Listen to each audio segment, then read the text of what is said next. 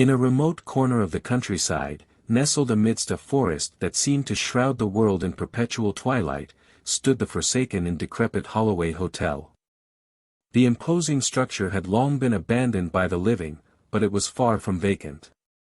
Within its shadowed halls and dimly lit rooms, a host of malevolent spirits resided, their eternal existence bound to the decaying edifice. Rumor had it that the Holloway Hotel was once a grand and opulent establishment, a haven for weary travelers and affluent guests. But its glory days had faded into obscurity, and it now stood as a foreboding monument to forgotten memories and tragic tales. One fateful evening, a group of unsuspecting travelers, drawn by tales of the hotel's haunted reputation, arrived seeking thrills and ghostly encounters. Among them were Sarah, a paranormal enthusiast, David, a skeptical journalist, Laura, a thrill-seeker in search of an adrenaline rush, and Richard, a historian fascinated by the hotel's dark history. As they crossed the threshold of the Holloway Hotel, an unsettling chill washed over them, and the air grew heavy with the weight of centuries' worth of despair and anguish.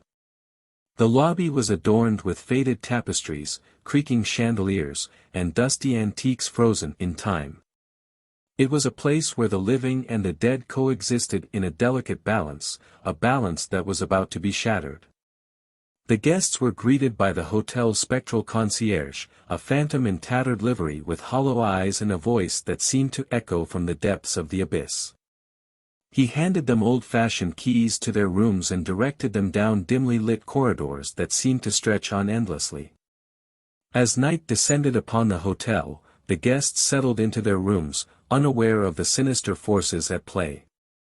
Sarah, determined to make contact with the spirits, set up her equipment and began conducting a séance. But what she unleashed was far more malevolent than she had anticipated. The spirits of the Holloway Hotel, once tormented souls themselves, grew agitated by Sarah's intrusion. They manifested with increasing intensity, their ethereal forms twisting and contorting as they sought revenge on the living for the suffering they had endured in life. David, the skeptic, began to document the paranormal activity, but it wasn't long before he was confronted by apparitions that defied his disbelief. Laura, in her pursuit of thrills, ventured into the hotel's hidden passages, only to become lost in a labyrinth of shifting walls and ghostly illusions. Meanwhile, Richard, the historian, delved into the hotel's dark past, uncovering tales of treacherous owners who had made unholy pacts to maintain their wealth and power at the cost of their guests' lives. The spirits, bound to the hotel by the curse of those long-forgotten pacts, sought to claim new victims. As the night wore on, the guests became trapped in a nightmarish cycle of terror. The hotel's spectral inhabitants tormented them with visions of their own fears and regrets, driving them to the brink of madness. Each room became a death trap, and each corridor a passage to a realm of eternal torment. In their desperate struggle to survive, the guests united their strengths and knowledge, seeking a way to break the curse that bound the hotel's spirits to their dreadful fate.